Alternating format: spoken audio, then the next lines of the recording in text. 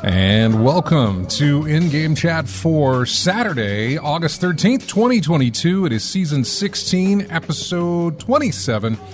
I'm Scott. And I'm RJ. Welcome into the show, everybody. If you'd like to get in touch with us, our phone number is 334-272-9228. 334-272-9228. Check out ingamechat.net for all the links to get in touch with us. You can find us on Twitter at InGameChat. You can also find us on Facebook there as well. You can email us, everyone, at ingamechat.net. You kind of know the drill at this point. Maybe you don't. We're streaming right now on Twitch. Go to twitch.tv, search In-Game Chat, and you will find us. We're on Twitch. Hi, everybody watching on Twitch. We're also on Discord. I point to my right here, and I've got Discord up on. Nobody's in there to talk with us yet, but feel free to jump in there and talk to us and, you know, get on the show if you'd like to, because that is what we are here for.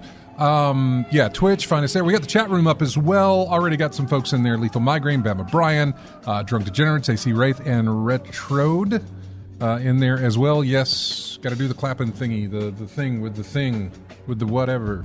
That's stuck. Anyway. There you go. That's going to help me later when I edit this video and put it together and get it up on the YouTubes. Drunk Degenerates, Josh, he is in the middle of a TTRPG session. Wanted to say hi at least, having plenty of fun with Cult of the Lamb here. Haven't picked that up yet. Don't have Cult of the Lamb just yet. We're trying to figure out which way to go. Wendy wants it, but then we're, I said I read something about it, having some stuttering issues on PC or something like that. There's some issues on PC. She doesn't have the best of graphics cards in that PC. I should do some swap outs, but should be able to run something like Cult of the Lamb, no problem. And so the other option, I said, well, we can do a console, switch, that sort of thing, so you can have the portability with it as well. So we still haven't made that. I did buy something this morning. I haven't played it. I just bought it because it was on sale. It was on my wish list. Norco, I think is what it's called. Norco. Yeah. Norco. Norco. That was this is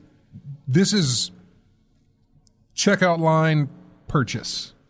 Like, not that I was even in a checkout line. You know what I'm saying? Because usually, but when you're in a grocery store, you're in the checkout line. You're like, oh, look. Something ungodly wrong for, like candy of some sort that you should not be eating. Or I'm not saying you shouldn't eat candy. I'm just saying the candy bars that they put right there at the checkout line are always the big giant things. It's never just like, hey, here's a little normal size Snickers. Nope, it's king size, baby, with the two of them in the thing or whatever. Right. Or the big cups from the Reese's, which I'm okay with. 4-pack. Yeah, it's just always the big stuff, unless you want gum.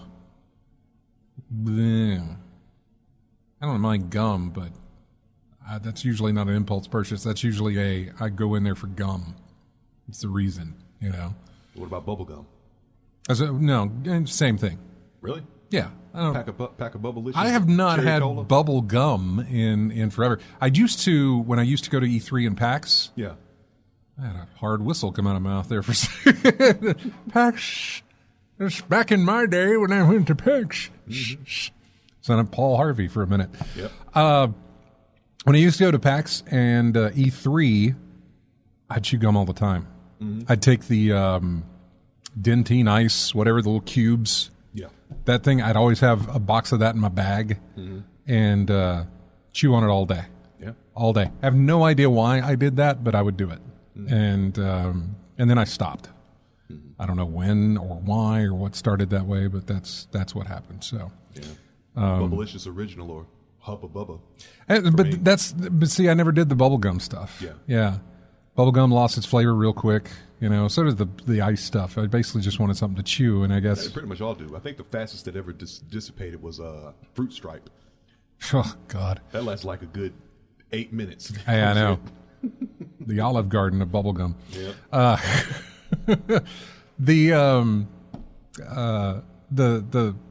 Basically, I just needed something to chew on, and I think bubblegum comes in much bigger pieces than what the little things do. So they do. I think, Big League Chew. Oh, yeah. Can you look at that, right? Like, this is completely off topic. Big League Chew. It's amazing to think that Big League Chew's still around, and it's perfectly fine that it is. Yeah. It's just Good flavors, too. let's take a habit and market it to children somehow. Yeah. Like, here's candy cigarettes. Don't you want to be like an adult? Here, have a candy cigarette. Don't you want to be like your favorite player? Here's a pack of, I was going to say snuff, chew. Let's take this big aluminum bag of Right. chewable tobacco. And then which is basically shredded put tobacco gum in it for leaves. the, take a sheet of bubble gum, shred it into little strips. Yeah. And let kids simulate it. I would But that's the thing, man. always do, what's the one that was, it came out in just one big strand? Bubble tape? Bubble tape, yeah. Bubble tape. Yeah. Yeah, that's to upset people. Some would take that whole. Which, by the way, chunk you of just nugget bite it. and Yeah, to it. exactly. No, if I got a thing of bubble tape, if you give me individually wrapped pieces of bubble gum, sure, I'm going to have one piece. Yeah. If you give me something like bubble tape, the first curiosity thing in your head is like, I wonder what the whole thing would be like if you put it in your mouth. That's what you're going to do. It's what you're going to do. Yeah. And guess what? You will do it every single time you get one because you don't get them all the time. And so every single time it's been long enough for you to think, I don't remember what that was like. Let me go ahead and put the whole thing in. Or like you said, just take a big chunk, bite out of it, like it's a cookie. Container, just take a big bite out of it. So anyway, enough of that. We were talking about Cult of the Lamb, and I'm getting there are plenty of people talking. I just read an article saying to wait for Cult. It's very buggy. Lethal Migraine says Cult seemed fine on Xbox when I was watching a stream. Yeah, console versions I don't think have a problem. Lethal Migraine. I think console versions are fine. I think it was just PC versions.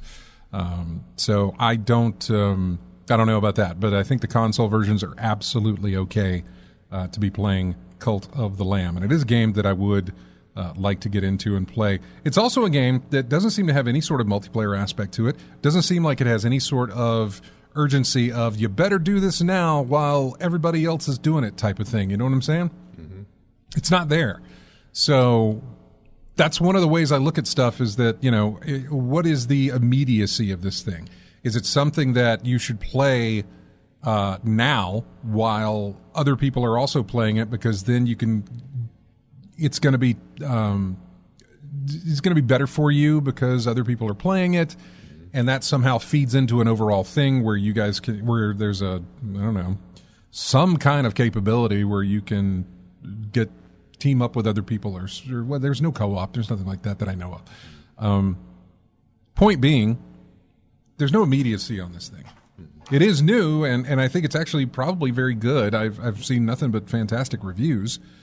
But if you don't have the $24 to do it, or feel like, I could go lower than that, might as well wait it out. I don't see why not. No rush. Yeah. Well, AC Wraith says single player is greater than multiplayer in most games.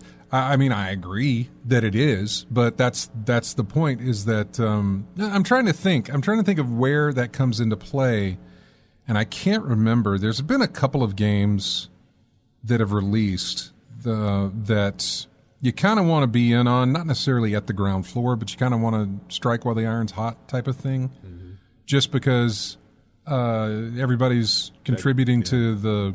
That hot new game everyone's talking about that kind of pulls you in, that type of thing. If it has a multiplayer aspect. If it has a single-player aspect, I don't necessarily know that it's something you should really jump into, outside of being spoiled by story. In other words, something like a Last of Us or like, I don't know, anything else that may have something that is, you're playing through this once and you don't want the story spoiled for you. Hard to come by. I think it's harder for me to come by in games now. Actually, that depends. No, that's a lie, because news outlets and stuff they do it now with movies and things. It's like, shut up. Some of us don't see it the weekend it's out. Some of us will see it 2 or 3 weekends it's out. I used to, but hardly ever anymore. And they'll post an article saying about that ending of blah blah, and I'm like, man, okay, that's fine. Yeah, I just attended this pre-screening of this hot new film coming out. Let me tell you all about it. But don't, or they say something. What happens to so and so at the end of such and such? And I'm like, well, now I know apparently something happens at the end to such and such because you've said this. You have not directly revealed any sort of a spoiler, but it was enough for me to feel disappointed. And that's everybody. That's an objective type thing as to how. The one thing that would always mess me up is a movie or TV show with a central figure, central character, main guy. Let's go Walking Dead. Okay. Let's go to Walking Dead. Main character of Walking Dead, Rick. Right. Right. Exactly. Hey, did you catch Walking Dead last night? No, I got DVR'd and was Rick dies at the end. You're not spoiling me. Well, he's like, I'm not spoiling because the main character never dies, right? That's a spoiler in itself. If you tell me that he didn't do it, then now that's not necessarily the case. Now, if I've seen previews and maybe they're threatening that he's supposed to or something like that, and you say, he dies at the end, and then he doesn't, or you wouldn't spoil that for me, but by saying that, you're telling me that, he does live, Otherwise, you just flat out told me how it ended or something. You know what I'm saying? Yeah. I don't know. I'm really weird about my spoilers. Wendy pointed that out to me the other day. I think one of the... she doesn't care about spoilers, by the way. I'm big on spoilers. I think it was one that got me... remember that movie Fight Club? Yeah. Careful. Uh-huh. Oh, I'm going to spoil. I am not kidding you. I know somebody who did not see that film until 2017 or so. 2017, 2018. Yeah.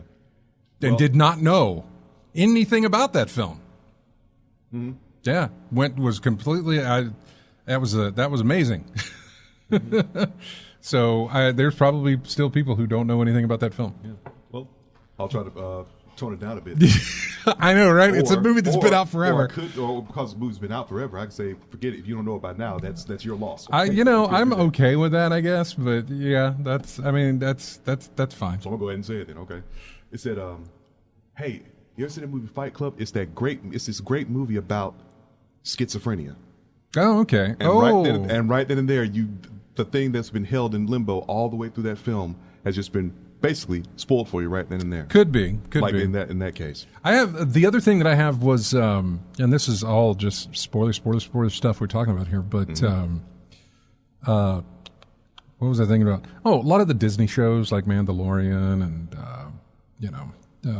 Boba Fett, Obi-Wan, all these little Disney shows. Yeah. I wait for these shows to finish releasing before I watch them. In other words, I don't watch them week to week. Right. I let the whole series come out. That's really tough. You got people discussing, you got people talking about it, you got Discord stuff being said, you got forums, you got websites, all this stuff. It can be at times difficult to avoid, but what will happen is, because I'm waiting week to week, I might run across a spoiler that happened in episode 1, but by the time I actually get around to watching the thing, it never stuck. I don't remember. So, yeah, it comes across fine. So, there's that, too. Let's get off the spoiler before we spoil something, right? For a very long time, we talked about spoilers. Let's see. That's why I had to watch the new Star Wars show at 3 a.m. Spoilers aren't a thing, in my opinion. Everyone experiences things differently. So who cares if I know what happens? I know, but it's like, it's all right. We need to stop talking about it because I was about to bring up sports as well. Mm-hmm. Like, don't tell me how that game ends. I'm going to watch it later. Mm-hmm. Don't tell me how this ends. I want to watch it later. I don't have a chance to watch it now, but don't tell me anything about it. I'll watch it later. And then you log into your internet browser, and the first thing that pops up is news about that game you want to watch. I do it with my UFC fights. Yeah. I'm like, which is almost like my wrestling. But don't tell me, don't tell me what happens or anything like that, because it's going to be annoying for me to watch through it knowing, well, no matter how close this may get, I know that person's not going to lose here. Even if I get to a moment where it's like, oh my God, he might lose. Oh, I already know he's not. There's no tension. Yeah. There's nothing. So anyway, that's me. That's just me. So let's see. I managed not to be spoiled on Stranger Things, watching it 2 weeks late. I haven't watched 1 second of Stranger Things, and I'm fine with it, says Lethal Migraine. Tell me how it ends. I'll still watch it. I want to see how they got to that score. All right. Oh, you mean the game. Yeah. Mm-hmm. Was it a blowout? Did they make a comeback? Did someone make a mistake? Did someone screw something up? It doesn't bother me. It almost takes the point. For me, again, this is an objective thing. Mm-hmm. For me, it's like there is absolutely no point in watching now. Because I already know. So, let's see. What have you been playing? Actually, tell you what. I'll tell you what I've been playing, then we'll come back and do you, because you've probably been playing more than me. Mm-hmm. I have not really had a chance to play anything. I told you I bought a new game today, which was Norco. But all week, you and I played some Destiny on Sunday. Mm-hmm. And if you want to do some more of that, I'm more than happy to. You just got to hit, because you're not on Discord and because you're playing on a PlayStation, on a console. There's nothing where I can go immediately. I guess I could look at my app, but there's nothing I can just look at and say, oh, he's in game right now. Pop in and play. Yeah. I have no way to know that. I wish I did, other than looking at your account on my PlayStation app, I guess, and seeing if you're on. But so, Destiny, I'm basically done with banking things, saving up. I finally got the exotic to drop last week. Mm-hmm. The one we were running the raid every Saturday night, and as members of the team would get the exotic to drop, because the percentage of dropping after clearing is very low. It increases by like 1 or 2% every time you don't get it. Mm-hmm. So, and then you have to wait until reset at the end of the week to try again. So it's a weekly type thing. You got to wait a week? Yeah. Because if you run it one time and it doesn't drop, well, that's it. That's your one chance. Yeah, great. That's the only time you can get pinnacles to drop. It drops at the end. If you run anything, pinnacles don't just keep dropping every time you run something. Mm-hmm. If you run it and it drops the pinnacle and you're done with it, then you wait until you can still run and you may have a chance of it dropping, but the guarantee of it is only 1 a week. Mm. So this one was some exotic. I think it's a scout rifle, maybe a pulse. I'm not sure. I don't even remember. I haven't even equipped it and played with it yet, because it's just like, this is what I need from the raid. Let's just do it. And over time, everybody in our group had gotten it to drop, except for like me and somebody else. He got his last week. I got mine on the first run we did on Saturday night. We had a checkpoint for the boss. We just ran that. Took us, 10 minutes less. What's the name of the weapon? I don't remember. I'm telling you, it's something that I wanted because it's an exotic. But am I going to use it? I don't know. Will it become meta later on? Who knows? But I have it in case I need it, which is better than needing it and not having it. So yeah, that happened, which means we're pretty much taking the next 2 weeks or so off from doing our regular Destiny stuff, because everybody's pretty much good with it, and we're waiting for the season to roll back around, or the new season to hit up. So, yeah. But I'll totally, if you're on, I'll totally play. Mm-hmm. So, there was that, and then I spent most of the time playing No Man's Sky on Sunday. After that, I think I played a little bit of No Man's Sky for maybe an hour one day in the middle of the week. But other than that, I've been working on a bathroom. I have been working on Sunday. I replaced the master bathroom's faucet and drain. Mm-hmm. And then I started working on the guest bathroom and ran into some issues with a nut that would not budge. Mm-hmm. Finally got that done. by Tuesday, I think. I got the or Tuesday or yeah, I think it was Tuesday. Got the nut off of there. Found out that I can't really use that sink anymore, so I have to replace the sink now. It has been a weekly thing of getting home, exercising, going to the bathroom, and messing around with the sink, trying to get it from where this is a sink and all the connections and everything else. None of this has been messed with since it was all first put in. And this house was built in the 70s. Yeah. So it's old, and it is, it's like everything's been fused. Yeah, it's like that tree that grew into the fence, Yeah. It's sort of like it's just become the house. Yeah. So, yeah, I finally was able to, last night, I was finally able to pry the actual basin out of the cabinet. And then get some measurements. And this morning I ran by and picked up a new basin and took it to the house, put it in, just make sure it fit. Got the faucets for it, connectors, all this other stuff. And there's so much more I have to do. So really, that's all I've been doing. That is it. I've been doing house renovation type, bathroom renovation, I suppose. Whatever you want to call it. I have not really played anything at all. Bathroom simulator. Bathroom, plumber simulator. Plumbing simulator? Yeah, plumber simulator is what I've done, which actually probably wouldn't be a bad idea, but I'll stick to, one of my favorite games, mini games, is the hacking mechanism in BioShock, where you got the tubes. Pipe dream? Yeah, it's kind of pipe dream. Yeah. There's liquid that is slowly moving, and you've got to find the right connectors of the tubes to get it go from this end to the other end, and that sort of thing. So, so yeah, that's basically what I've been doing. That is it, and a little bit of No Man's Sky. I can't really tell you. I don't know right now. For anybody who is playing No Man's Sky, it's hard to tell you where I'm at in a game, because this is more of a game about, hey, explore, create, and keep doing that. But in the beginning, it's sort of tutorial-ish. And right now, the problems that I had last week, I was able to get through those. Trying to figure out what it was. I can't remember what it was. Salvage data or something like that I was looking for. I can't remember. But I made it to a space station where I got to talk to aliens or try to understand them, basically. And that's kind of like a port where you can sell stuff that you've found or buy stuff you need. A lot of different stuff there. And there's I was trying to build a teleporter at my base on this planet, get that powered up, which I did. But I was like, well, what do I do now? When you get to the space station, they have a teleporter that is always there. And so if you need to get to your base, you just zip right in there. If you need to go back to the space, zip right through the thing. It's much more fun to fly, but zip. Flying uses resources. So, but just that sort of thing. And got I want to say it was a distress signal or something. Went out to some other planet. I'm trying to make some sort of element, some sort of thing. I've completely forgotten, because I don't think I played this game since maybe Tuesday or Wednesday was the last time I fired it up. I did play a little Vampire Survivors because that thing had massive updates.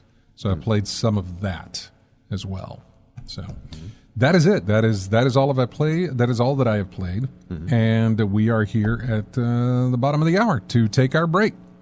And that is what we're going to do. When we come back, we will talk to RJ, find out what he's been playing, and then go into our, I don't know, whatever we're going to be talking about. It's kind of how it works. Yeah. Whatever we're going to talk about. So, looking forward to hear. Now, other than Destiny, you played more than Destiny, or I played more than Destiny. Okay, cool. That's not really a tease, but it is a tease. We'll be back with more of in-game chat right after this. Music here from Digimon Survive. I was looking for music. Came across this. It is the main theme of the game. We will be right back after this.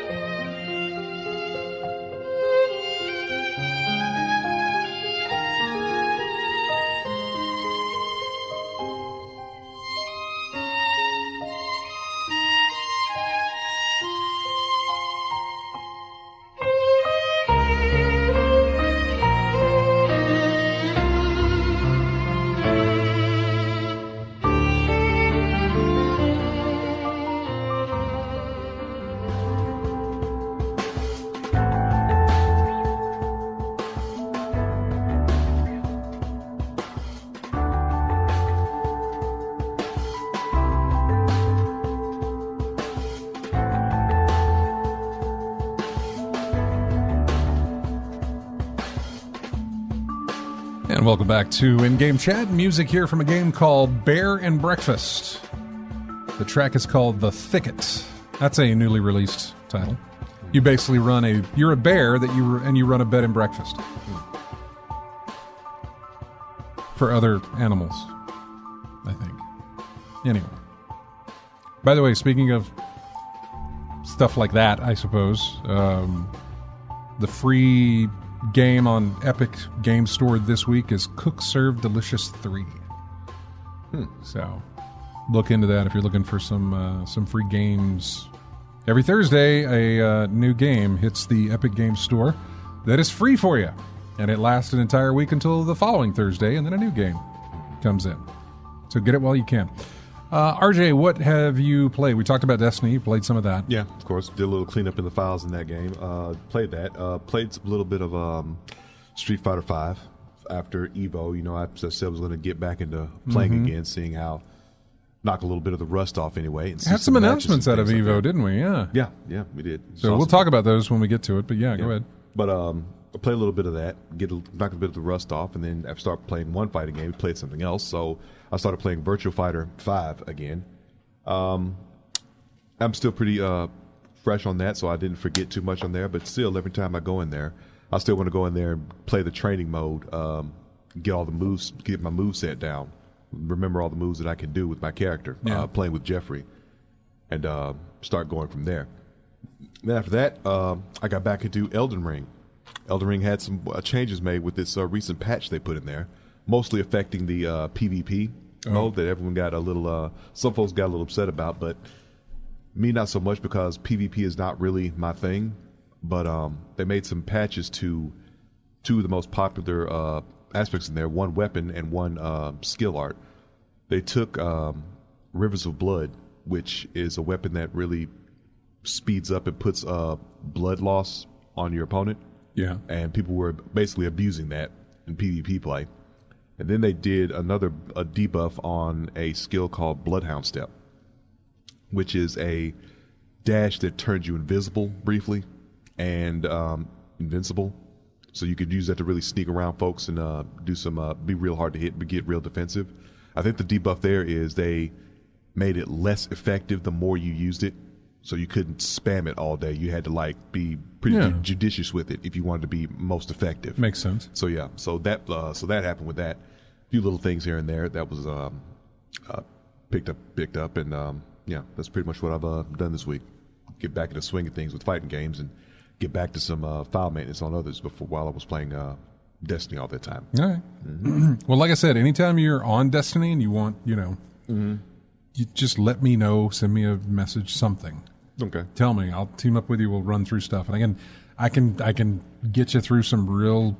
Well, it's not much stuff. I mean, basically they wanted to do a bunch of PvP stuff for stasis, building up your stasis part. It's horrible. They keep wanting me to go through Gambit and Crucible. I mean, basically doing the stuff that I steer away from because I don't have fun with that at all. But they insist that you do those things. I know. I know. They play your way, except when you need to play it our way. Except when we tell you not to. Right, exactly. I kind of wish they would do that too, because I wish they would take, make it optional. In other words, play this many rounds of this PvP activity, or go do this single player thing. Yeah, choice. Choices are good. Choices are very nice to have, because this is just basically you must do this thing and only this thing if you want that. Yeah. Yeah, and nothing else. So yeah. Well, you'll be around for the new season to roll out in about 2 weeks here, so we can start fresh then, hopefully. But need to get your level up. Got to get you just running pinnacle things to get your light level up. Yeah, won't be very effective though. I'm only like at 1477. What did we do? Oh, we ran through that lament quest to get you that sword. Yeah, I got that exotic the sword. exotic sword, but unfortunately, I can only equip it when I take hard light off. So I got to find a replacement for that if I use that sword. Yeah, but I like hard light. You don't like Hard Light? I said I like Hard Light. Oh, I thought you said I don't like it. I was like, no, that's your favorite gun. I like Hard Light. No, that's not my favorite gun. I know it's not, but it's... Song of Justice 6 is my favorite gun. It's your favorite gun? But Hard Light is just what I need when I need Void, I need Arc, I need Solar, and I can actually level it up, as opposed to my Song of Justice, which is forever stuck at 1350, unless they take the brakes off of it. It could roll back around, I don't know. Or if I find a better scout rifle with the type of range that I had on that weapon. But yeah. I hope you do. Yeah, I hope something drops that you just love it. I just have to keep playing until I do. You really do. You got to find the weapon that's right for you, man. Yeah, and watch. It'll be something in Crucible or Gambit that I don't like going through. That'll probably what'll happen. Just all you got to do is play. To get your pinnacles, you need 3 matches of Crucible or 3 matches of Gambit, and that'll drop stuff. And while you're doing that, you're going to be collecting things. After the end of each round, you're going to get something. And so you might get something you like. So worth just, and it doesn't matter if you win or lose them.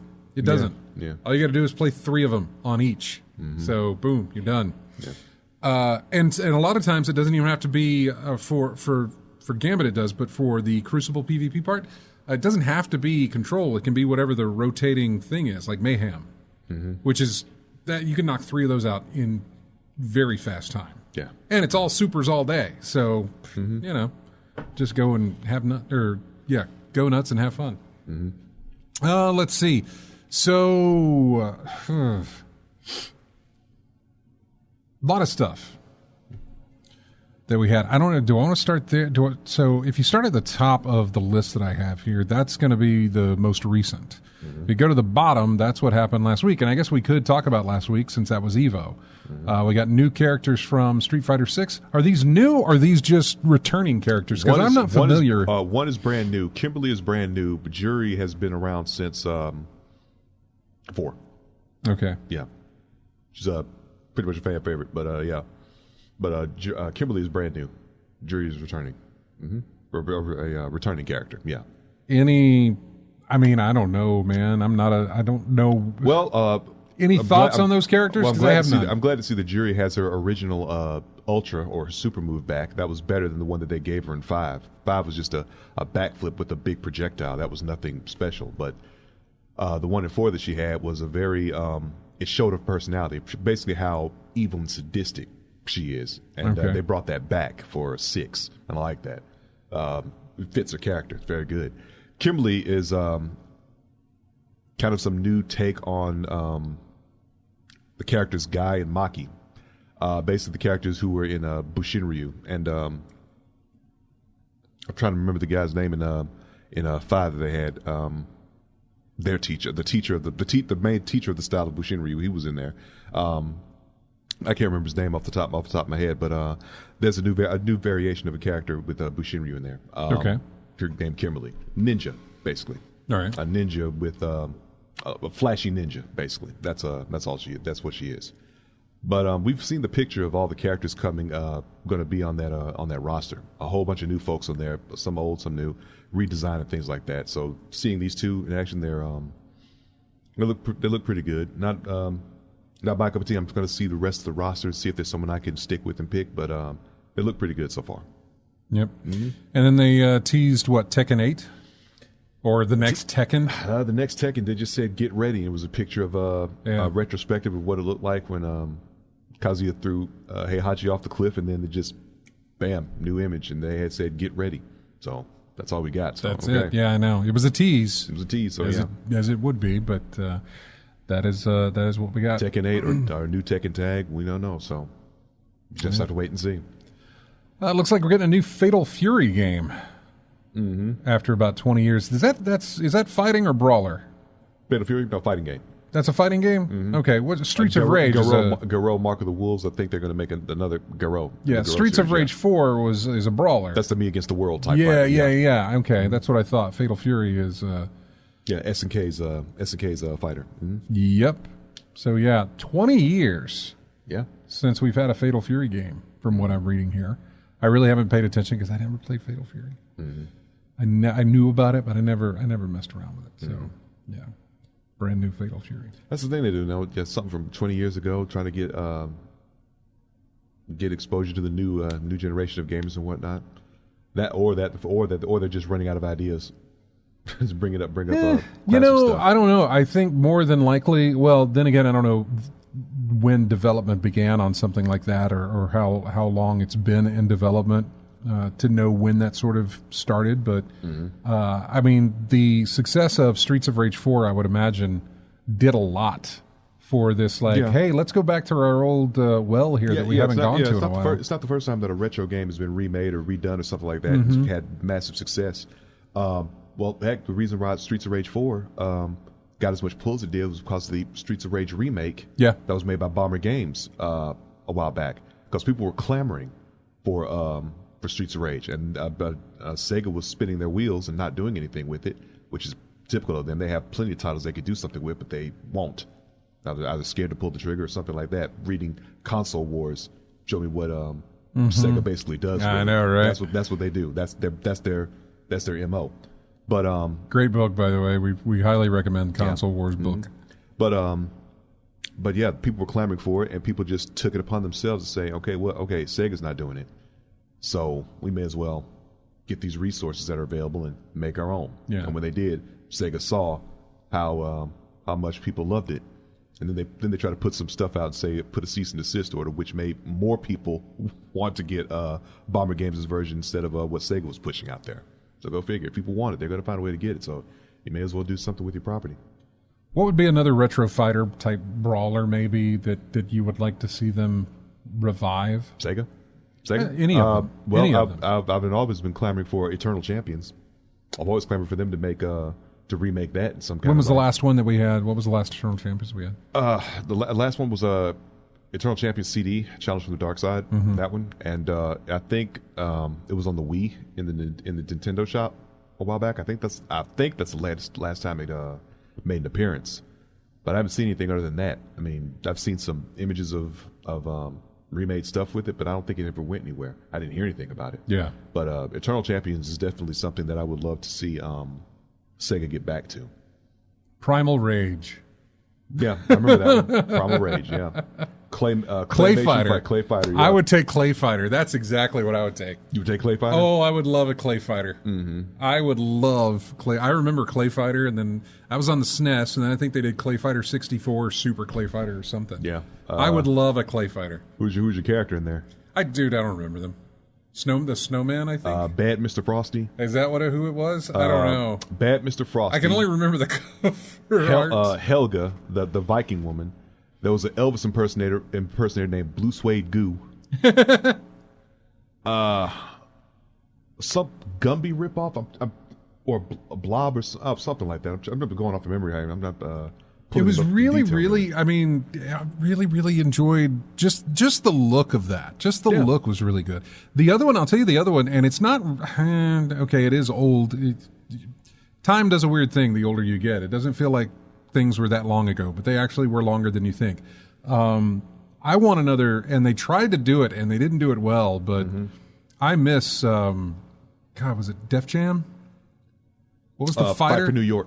Yeah. One of the most popular ones before they released. The last one they released was Icon, and that was that failed. That was failed. Terribly. The one previous before that was the sequel to sequel to Fight Def Jam Vendetta.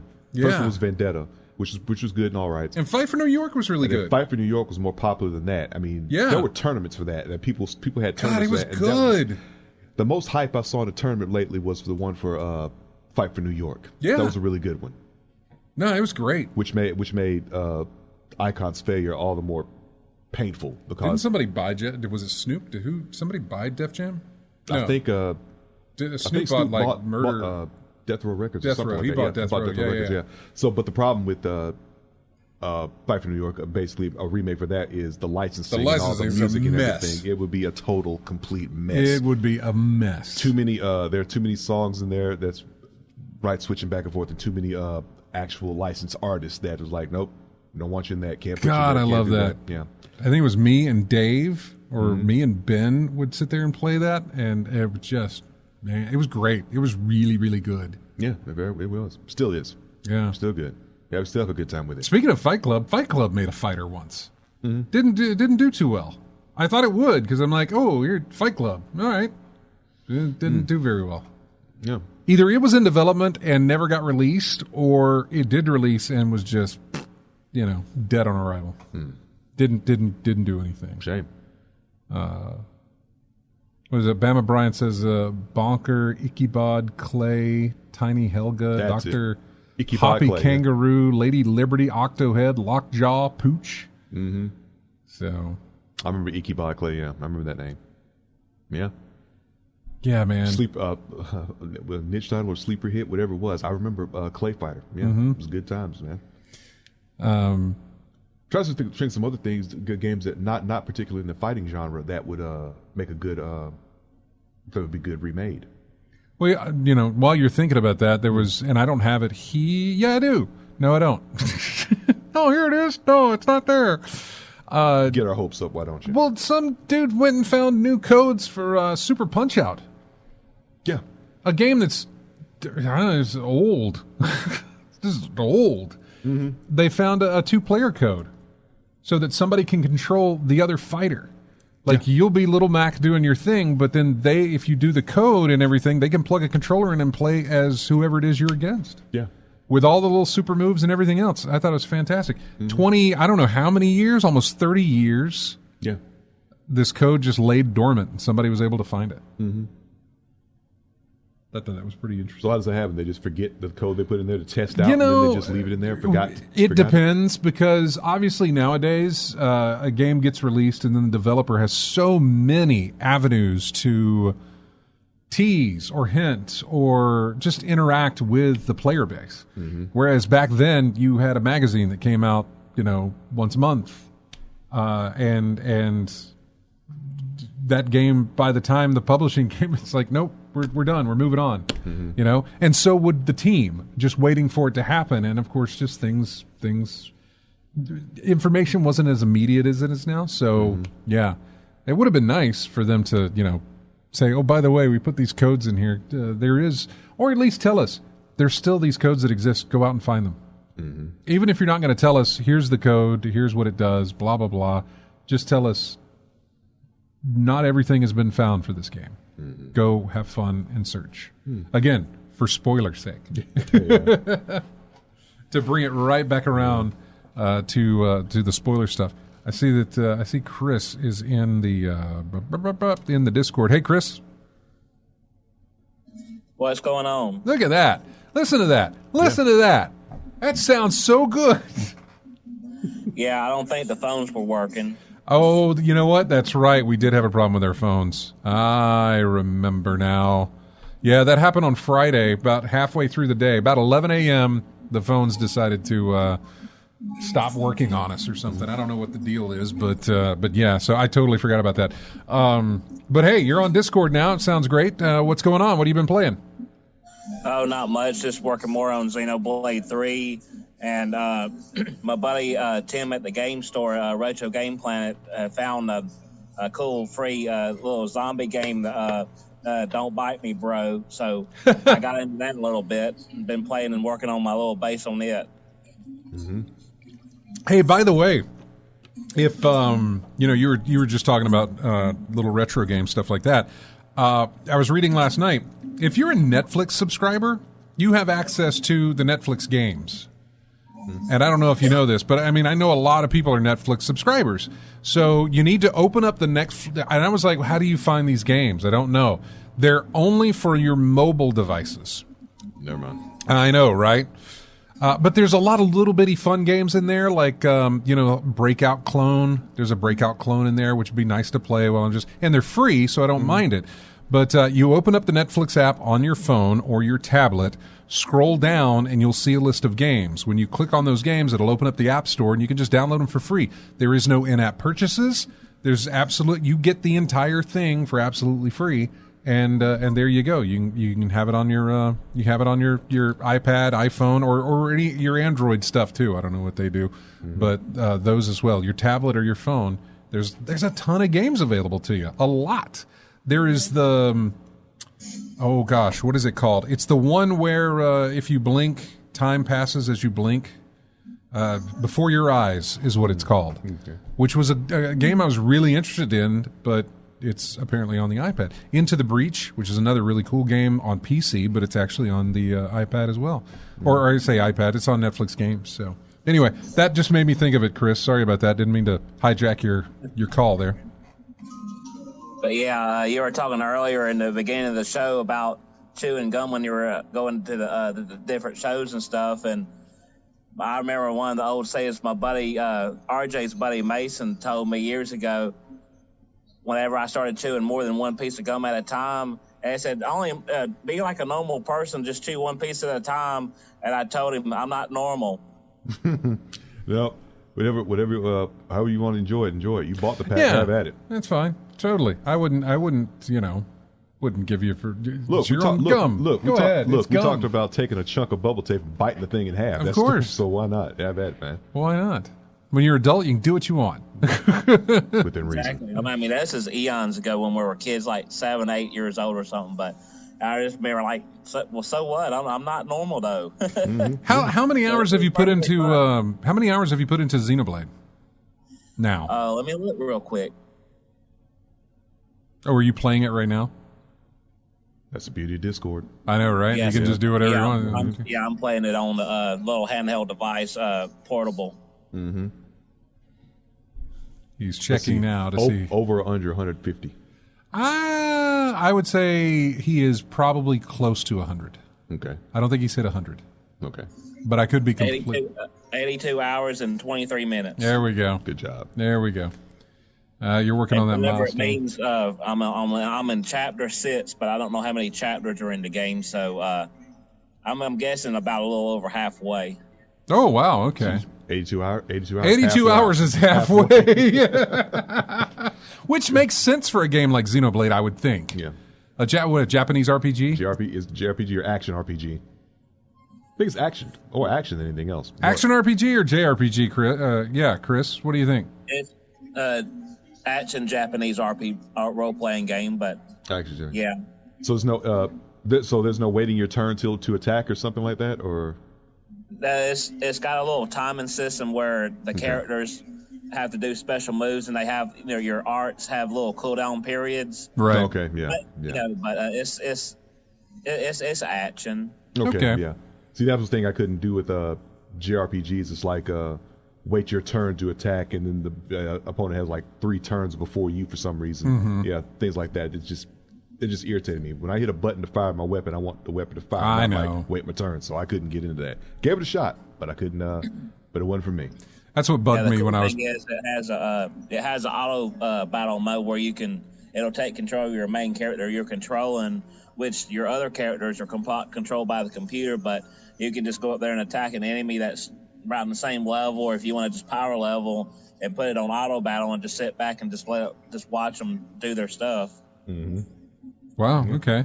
I like that idea. Yeah, I see that feature in a lot of the mobile titles as well. The auto mode, things like that. Yeah. Well, Chris, it's great hearing from you, man, and thanks for jumping on Discord. You really should do the Discord thing more often. You sound fantastic coming through Discord. Everybody does, man. It sounds great. I may have figured out what was going on with those wireless phones. I may have been out of the range of the mobile of the main base that transmits the signal, so it could have been something like that. Yeah. All right. Not an issue with this one though. Well, we're about to take later. we're about to take a break. Enjoy, and we'll talk to you next week, man. It's about to. All right, see y'all. See ya. Take care now. I was about to hang up on him, but they can't because of the phone. So yeah, we're at the top of the hour here. We're going to take a break. When we come back, we're going to talk about this. We talked about console wars. It's not really. It's Microsoft and Sony are having a little bit of a dispute over Call of Duty, of all things, and we'll kind of go into that. There's a lot to go into. I mean, you can sum it up easy, but there's a lot to it, from how it started and where it's at. And I'm curious. I'm really curious as to where it's going to go too. Here is music from the game V Rising, which is also on my wish list at the moment. V Rising. This is called The Castle. We'll be back with more of In-Game Chat right after this.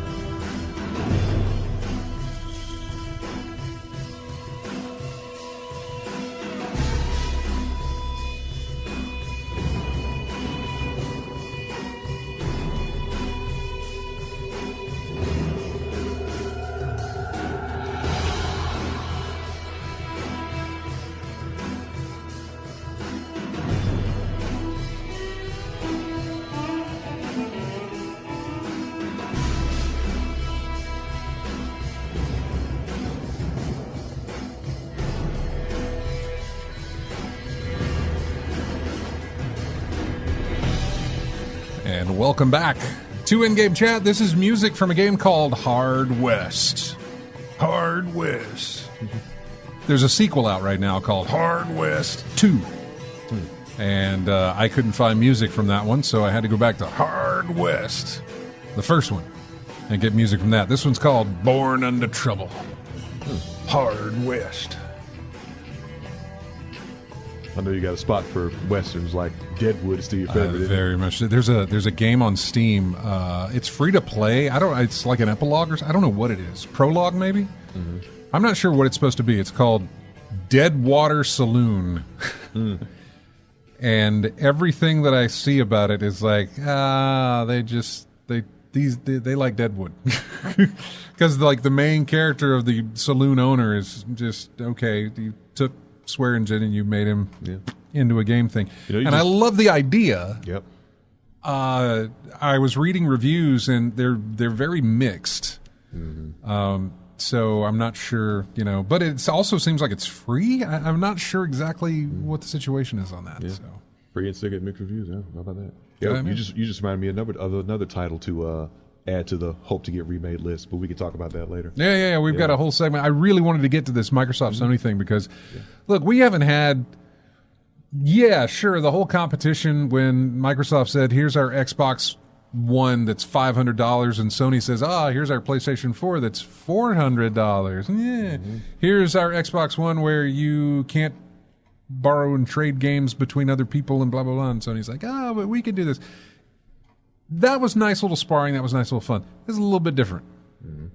This is a little bit different. So, man, this is going to get long. And I really have no way to give you a TLDR on this. Can't give you the short version. It's got to be all the details. So, yeah. Yeah.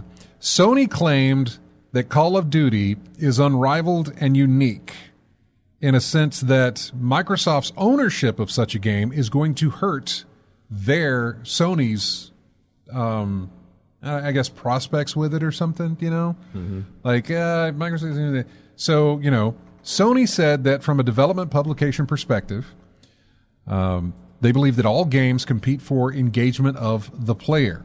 They said there are a few barriers to entry in game development and publishing for PC, that only one developer can create an indie game and distribute it online. But creating a high-end AAA game like Call of Duty requires a budget of hundreds of millions of dollars and thousands of employees. That is true. It does. They said that apart from Activision, there are few developers and publishers capable of producing AAA games such as EA with FIFA, Take-Two and Rockstar, Epic Games, that sort of thing.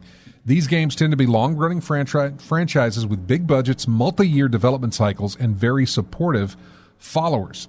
Despite all of that, Sony believed that none of these developers could create a franchise to rival Call of Duty, which stands out as a gaming category on its own. That's why they believe that Call of Duty was so popular that it influences users' choice of console. In fact, their network of loyal users is so ingrained that even if a competitor had the budget to develop a similar product, it would not be able to create a rival. Basically, hey, let's create a clone of this. Oh, it's a Call of Duty clone, and it could never match what Call of Duty is. Mm-hmm. And the fact that Call of Duty had been owned by Activision and was whatever is, on... Activision doesn't make a console. Right. So, okay, fine. Microsoft does, and having a Call of Duty released with a Microsoft badge on it is going to draw people more towards the Microsoft platforms. Mm-hmm. It'll do even more if they put it on GamePass, and I don't see why they wouldn't. So money. That was RJ doing the money thing when he hit his mic. Let's see. They talked about the time, money, number of employees, millions of followers, sales, and other data points related to Call of Duty to show how it's a very unique franchise that cannot be replaced. They agreed that subscription services compete with games purchased for a one-time fee. In other words, your subscription service. I'm trying to think of a game that has subscription service. WoW used to. It may still do. Mm-hmm. I think there's a couple of others. That's a subscription-type service game, and Call of Duty is a one-time fee. Yeah. With DLC. DLC. Yeah. Let's not fool ourselves here. DLC. You're paying more than once, Yeah. even when you buy Call of Duty. Look, when I bought Street Fighter V, yeah. you bought the initial $60 game, and then you bought season 1, 2, 3, 4 over and over and over again. So yeah. So yeah, they agreed that subscription services compete with games purchased for a one-time fee, but they thought that the lowest upfront cost of subscription services could be anti-competitive in relation to publishers who recoup the significant investments in games by selling them for an upfront fee. They also thought that this could harm consumers by reducing the quality of the games. They said that over the past 5 years, GamePass has grown to capture approximately 60 to 70% of the global subscription services market. That market share is even greater in Brazil, where Game Pass represents 70 to 80% of the PC subscription services market. They believe that it would take several years for a competitor, even with substantial investments, to create a rival effective for Game Pass. They also said that Call of Duty represents an important revenue stream for the PlayStation. They provided data, but it's been redacted. And it's one of Sony Interactive Entertainment's biggest sources of revenue from third parties. Microsoft responded to that, saying, for starters, Microsoft understands that the relevant markets defined during the Bethesda acquisition are still relevant. That means no segmentation by genre, and that the market for digital distribution of games includes buy-to-play and other subscription services. Obviously, they don't want Game Pass perceived as their own market because they have a huge market share there, but, that's what they said.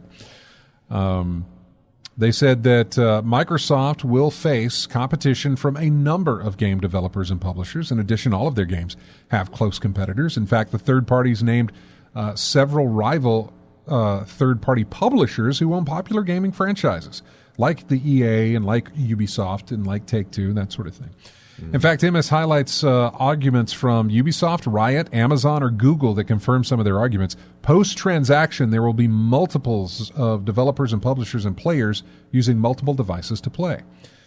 Microsoft says that in all the relevant markets that have a market share of less than 20%, and that usually means there is no risk of anti-competitive effects there, there's only one market where they have more than that, the digital distribution of games, where Microsoft has more than 30%. However, they believe that Activision Blizzard's position in console gaming publishing is well below any levels that could result in market concerns. So even in that market, everything should be okay, according to Microsoft. I mean, that's going to be their response. Sony's going to say, hey, this is going to hurt us. Microsoft's going to say, hey, no, it's not.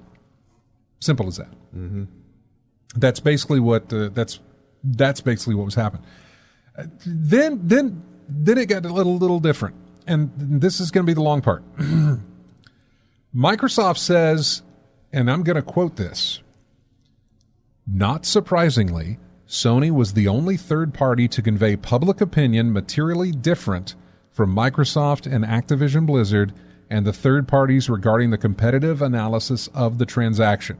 Sony was the only one who said anything about it. That was the quote right there. Sony's the only one who said, we don't like this. Everybody else is fine. Mm-hmm. Nobody else said any other problem with it. According to Microsoft, Sony said that, number one, Activision Blizzard's Call of Duty franchise would be unrivaled and essential for the PlayStation console. Microsoft also said that Sony said the inclusion of Activision Blizzard content in the Xbox Game Pass catalog would represent a tipping point in the market. They feel like if you add it to Game Pass, they're going to lose revenue. Sony will. If Microsoft puts it up for their Game Pass subscription service, Sony will lose revenue because of that. And they're trying to make it that, look, Call of Duty is one of our biggest revenue makers. And by doing this, it's going to harm us. I guess they're trying to get ahead of this to say either they can't add it to Game Pass, maybe. That's what they're trying to get through. Mm-hmm. I guess. Microsoft. Don't see how they can stop them. I know, right? Microsoft believes that Sony's isolated position can likely be explained by the fact that Microsoft's subscription game offering, Game Pass, like we've said, was launched as Microsoft's competitive response to Xbox's failure in the console wars, which goes back to the Xbox One X and the PlayStation 4, and that whole lifespan of the Xbox One and the Xbox One S and even the Xbox One X, not the Series X, but the Xbox One X, and the whole PlayStation 4 Sony was just killing it. Maybe not in the game revenue, but selling more consoles than what Microsoft was. Right. Once it started at the release, they never were able to catch back up. They did pretty good, actually, but and I would say right now, if you look at PS5 and Xbox Series X, it is not as big of a gap as it was in the previous generation. Right. There's a lot of reasons for that. The price is the same for both, but it was availability, which was the biggest problem for a lot of people. Was like, I just can't get one because the pandemic and everything else had kind of screwed that up. So, having said that, let's see. Sony's isolated position,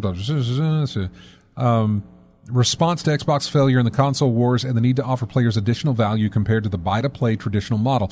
In this way, GamePass threatens to compete more effectively with the buy-to-play model, which Sony has successfully adopted. Microsoft then goes on to say,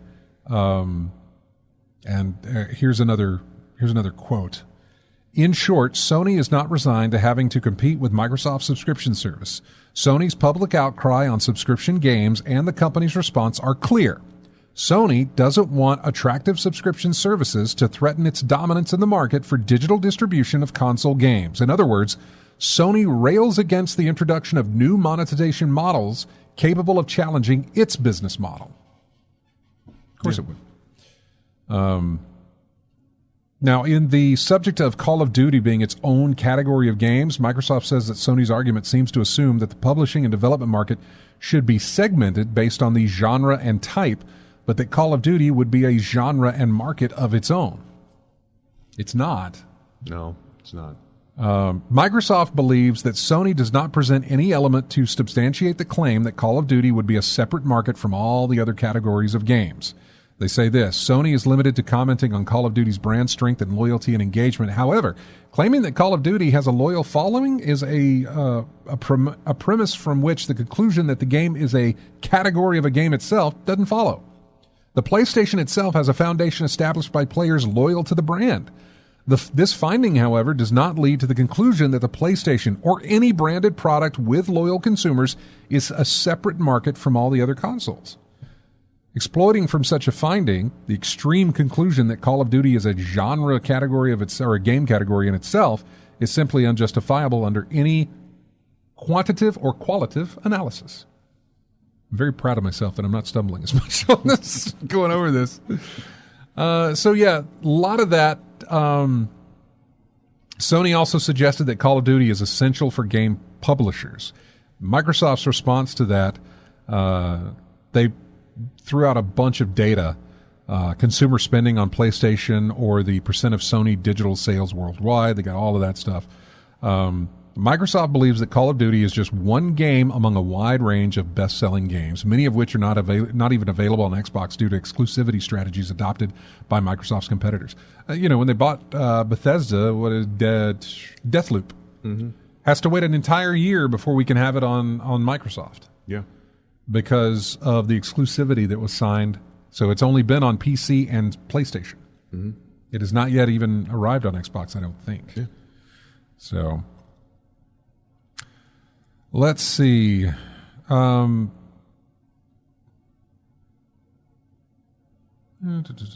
was another one.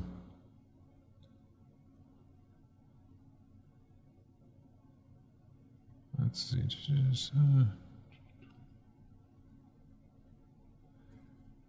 I'm trying to find.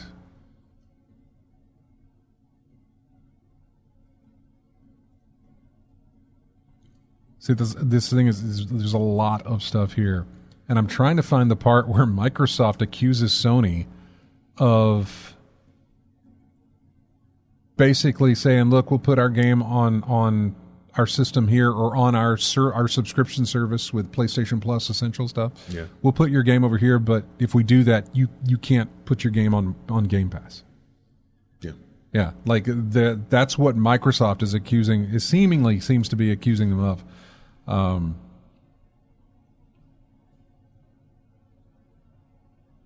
and I'm trying to find where that is. But there's so much here.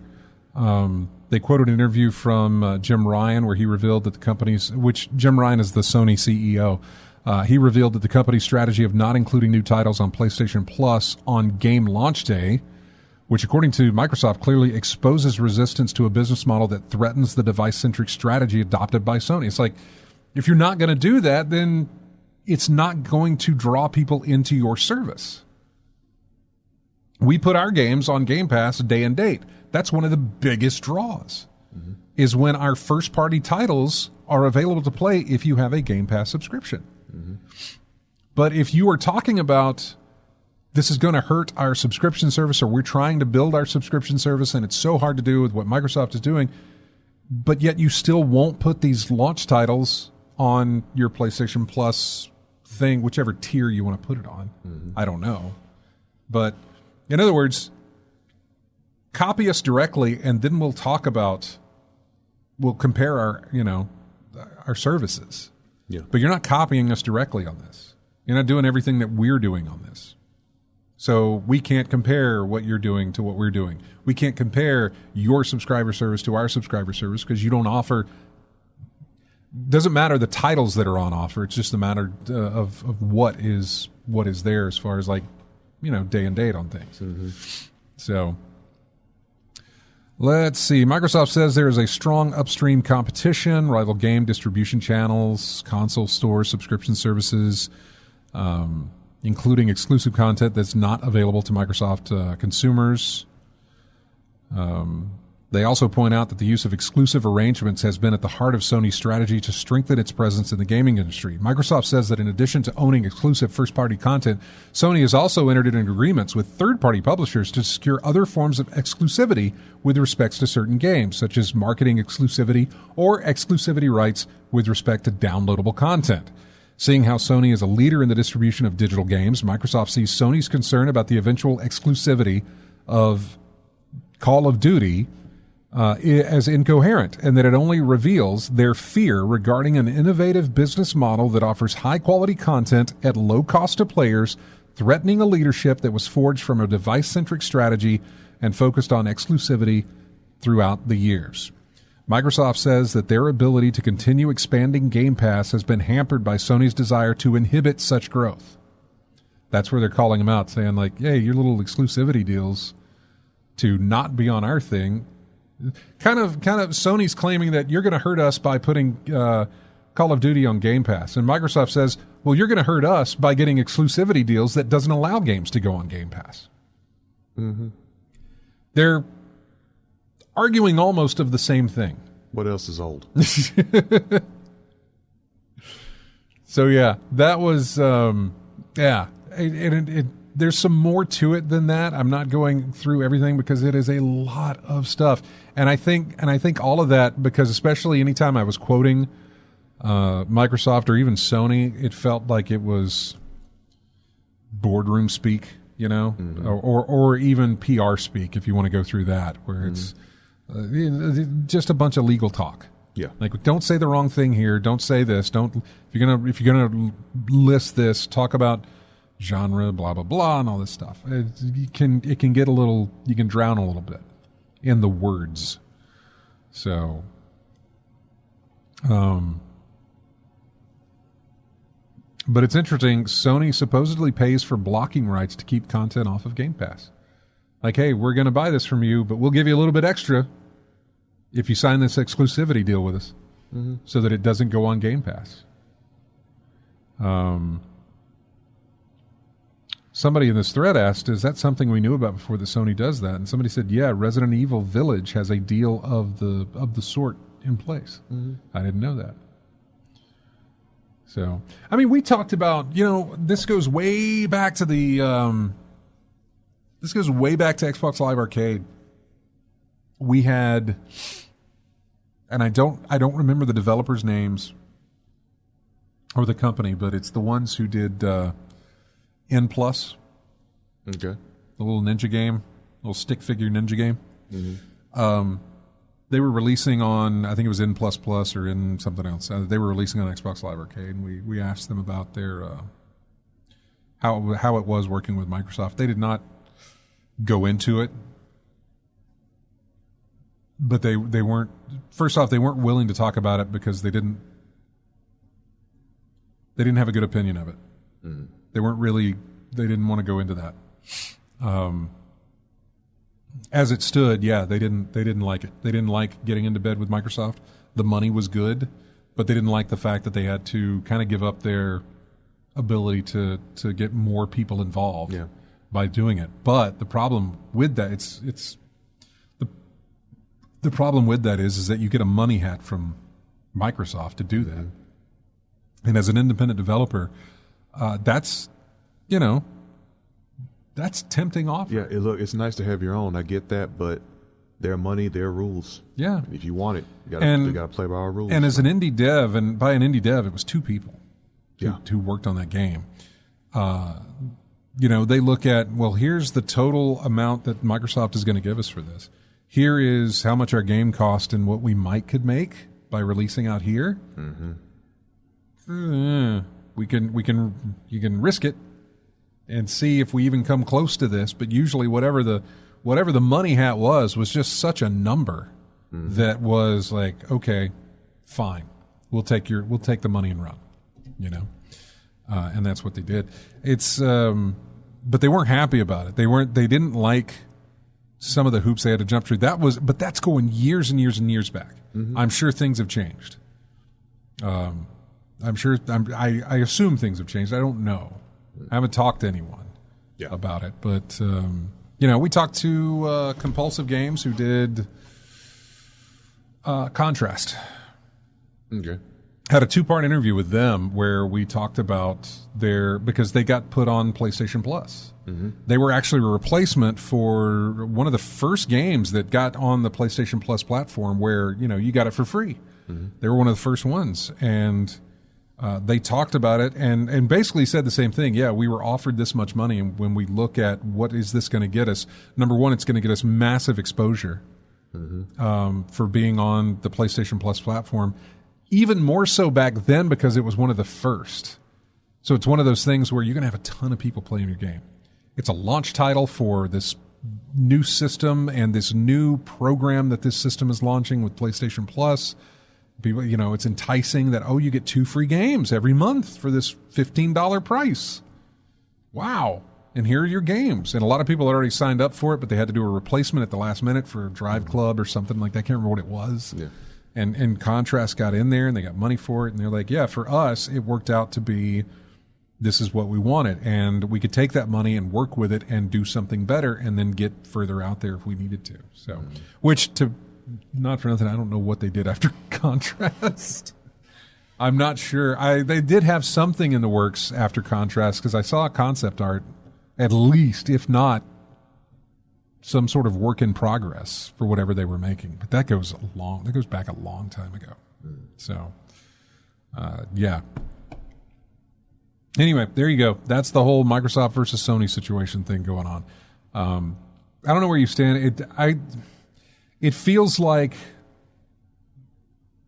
Sony had one initial complaint, and Microsoft said, well, let me respond to that. But while we're here, let me add to that with more. And it just overflowed with tons and tons of furthermore. So, yeah. That's fun console wars right there. That's fun. Not that we I benefit from it just from watching the drama. That's fine.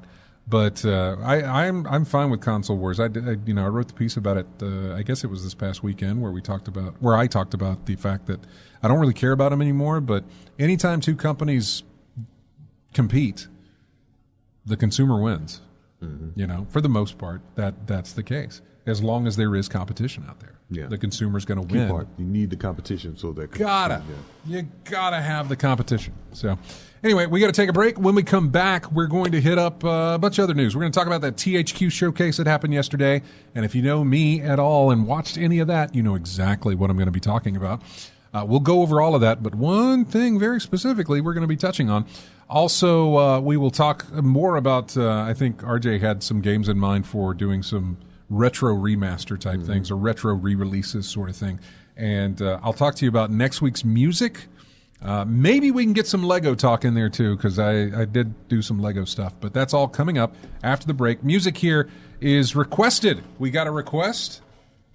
And this is interesting that this is what is going to be playing here is what led into what is going to happen next week with music. But I'll talk about that. This is requested music. It is Echo, The Tides of Time, which I'd never pulled. I think I pulled from Echo the Dolphin, but never. What is this? Sequel or third, or which one is this one? I think it's a sequel. Okay, the sequel, Echo, The Tides of Time, as requested. We will be right back with more of In-Game Chat right after this.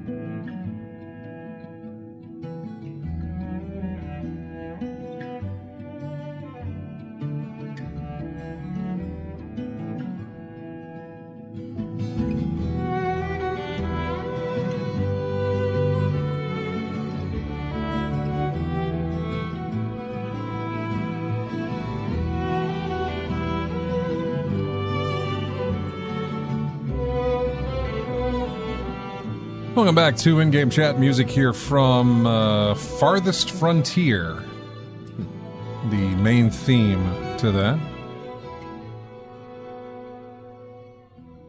Yeah, so to talk about next week's music thing, I was looking up Echo, The Tides of Time, and came across a orchestration or an orchestrated version of it done by a full orchestra. Turned out it was from the proms, the BBC proms, that takes place every year about this time. I guess it was about this time. I thought it was earlier in the spring, but I guess it is. No, it is the summer. It is the summer. And they recently this year, and I had heard about this, but I really hadn't thought to look it up, but I had heard that they added a video game segment to the proms, and it's about 30 minutes. And one of those they did was Tides of Time. Anyway, that is what every single cut of next week will be from that.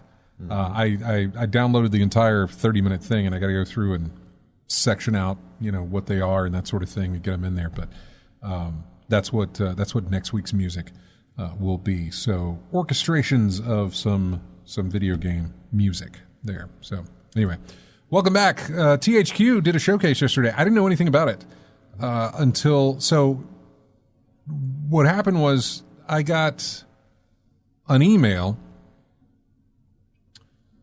from Three Fields Entertainment because I guess I had signed up for something from them. I don't ever remember because I hadn't heard from these people in forever. The subject says, you might want to open this right now.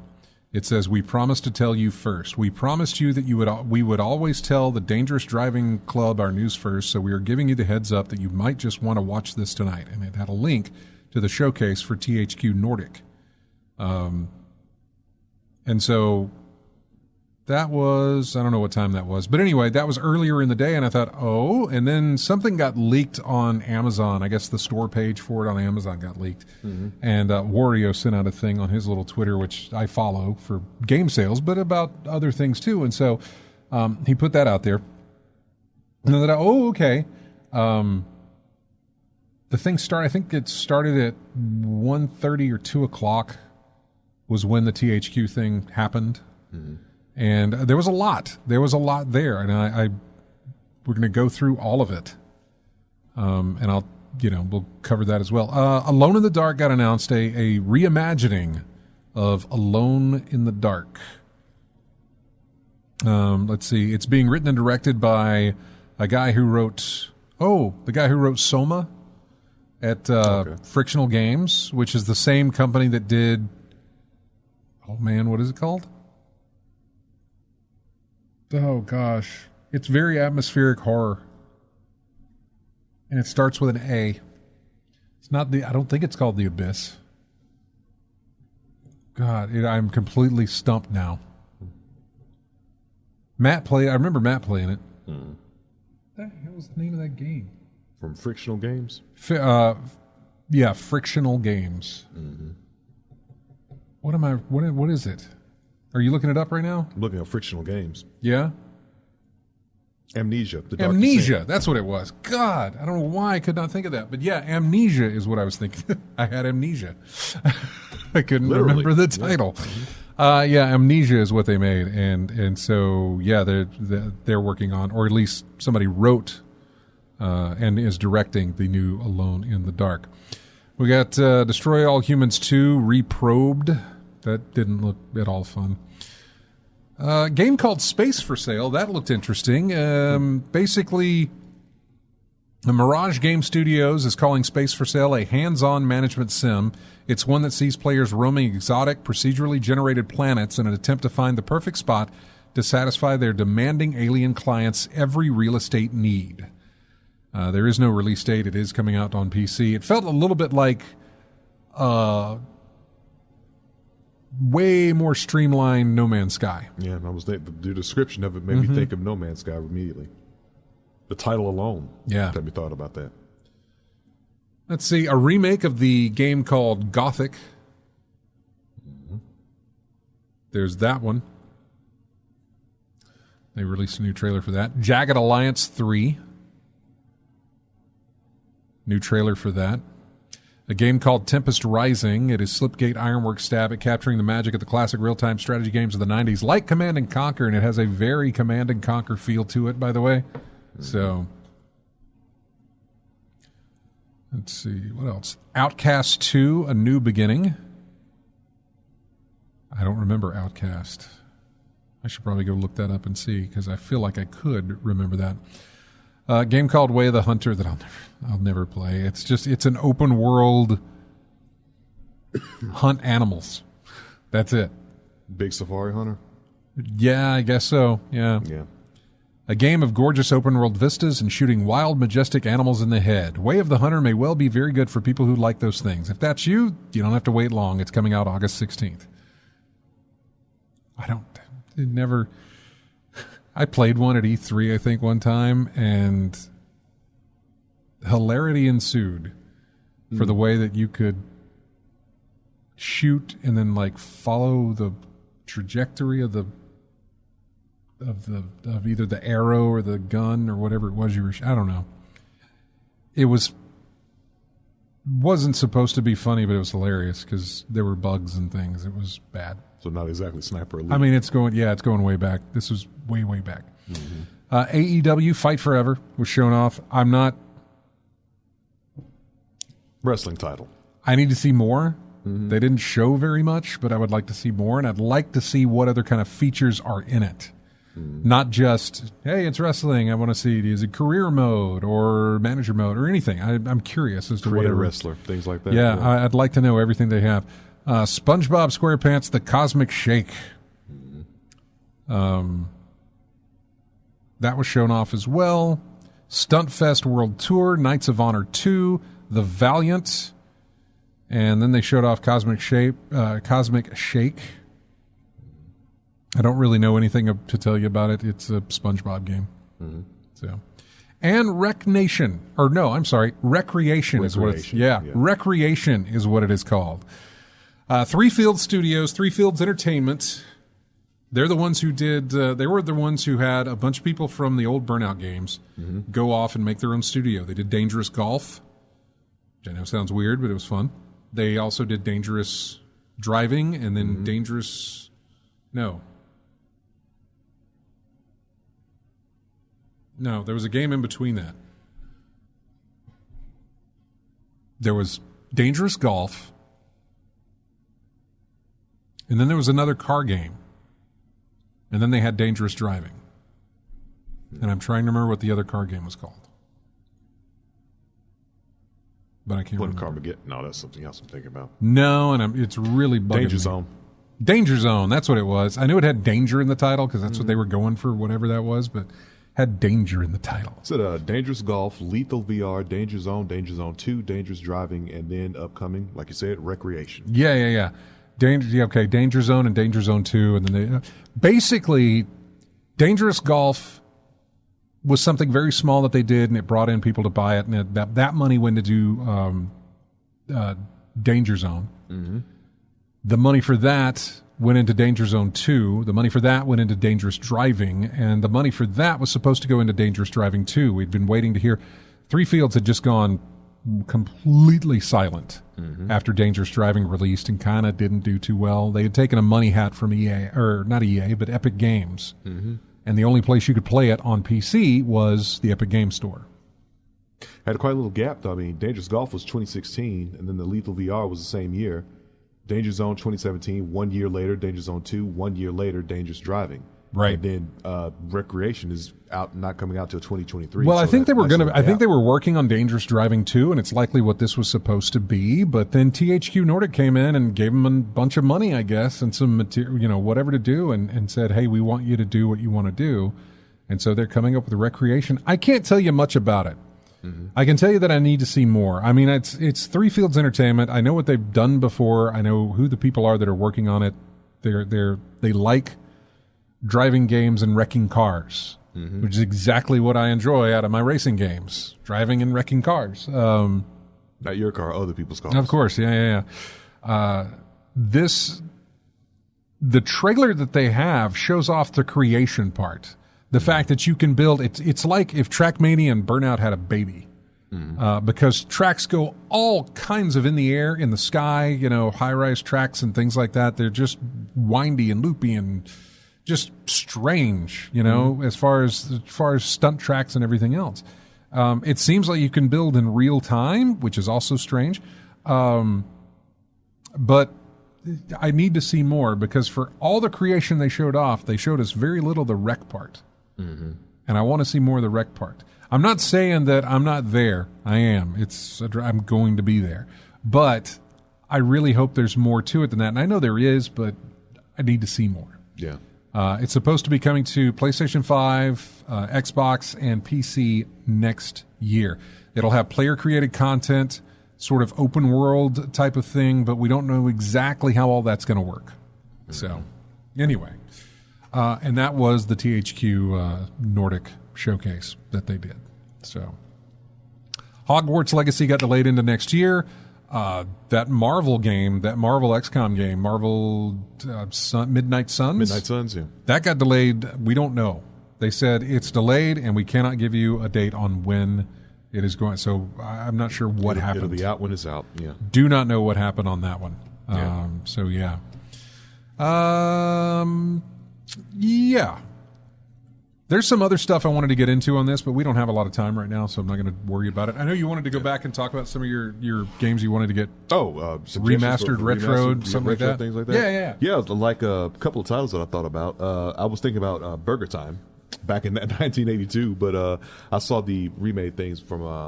How long ago was that? Did you have a date on that? The remake we were watching of Burger Time on your laptop there. What year was that? Burger Time World Tour. Was that? I think it was called. What year was that? Let's see. I can look that up. It was kind of like Midway's Burger Time World Tour. 2011. Okay. Yeah, from Monkey Paw Games. I was thinking when it said Burger Time World Tour, I thought about Rampage World Tour back in the day, like that. And it had Seems a to have similar the same. aspect to it. Yeah. So that was one. Revolt. when I played that on the Dreamcast. Okay. Basically, Revolt was like the remake of RC Pro-Am on a bigger scale. So Revolt's been long enough. Bring that back out. And then when you were talking about your westerns and whatnot, I thought about that game from Konami, Sunset Riders. Mm-hmm. That was one of my favorite side-scrolling me against the world type games out there.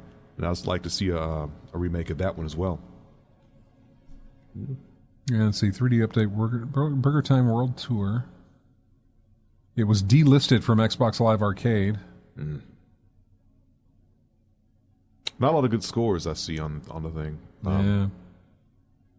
Oh, look at Lethal Migraine throwing that up there. Paperboy needs a reboot and Skate or Die. I would agree with both of those. Yeah. Oh, yeah.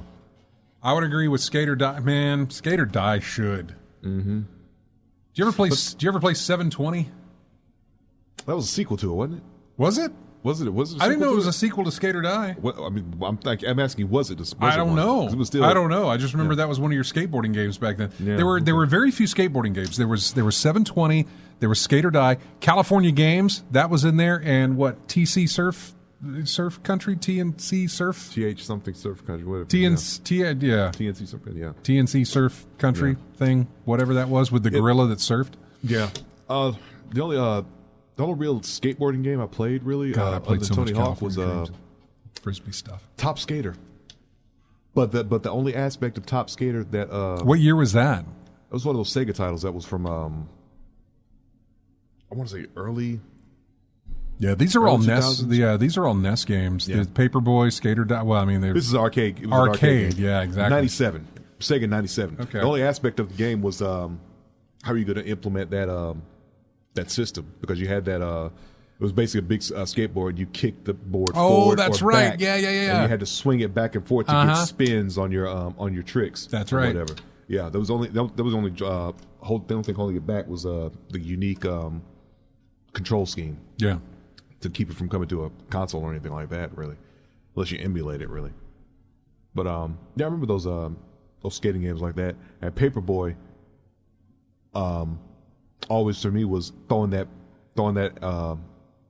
paper at the right angle to hit the burglar in the back of the head. Mm-hmm. But I never got the point of hit your subscribers and not your other people who don't subscribe. Right. And the burglar was almost always at the house that didn't get a subscription, so it was just basically there to tempt you to throw a newspaper at the wrong house, really, or just breaking windows if you felt like it. And then the theme part, the skate part, the BMX track at the stunt track at the end.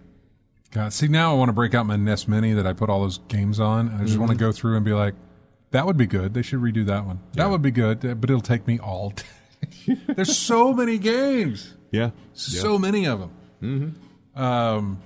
God, California. You brought up California Games. That has been a long time. California Games had a hacky sack game that I was horrible. I was horrible at every single game they had on there. There was a biking game, like a BM. I don't know. It wasn't BMX, but there was a bike type game in California Games. There was hacky sack.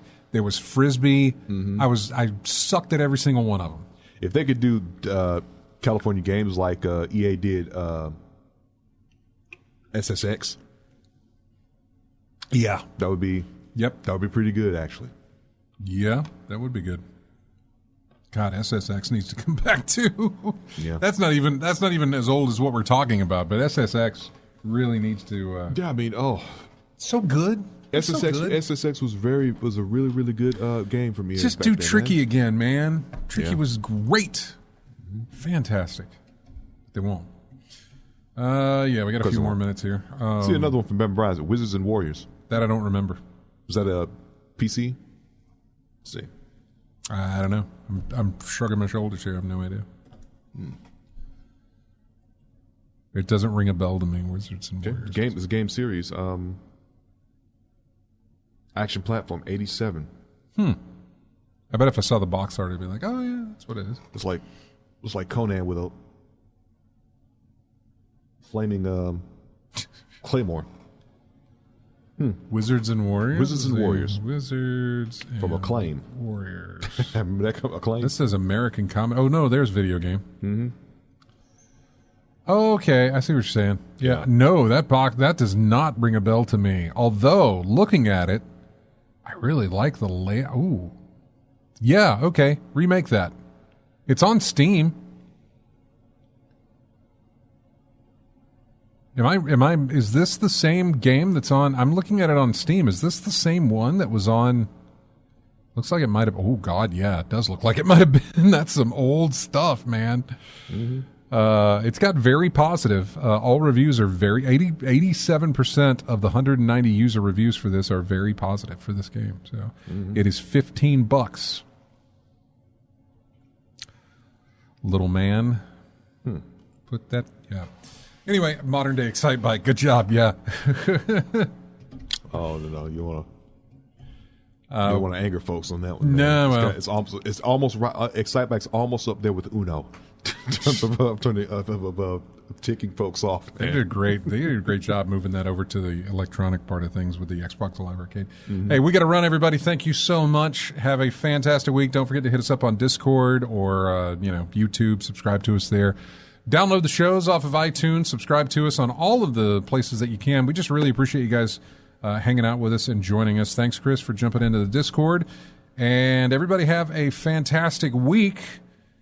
I'm going to go work on a bathroom. We'll see you. We'll see you next Saturday. Here's music from a game called South of the Circle. This track is called Start. Have a great week. Bye-bye.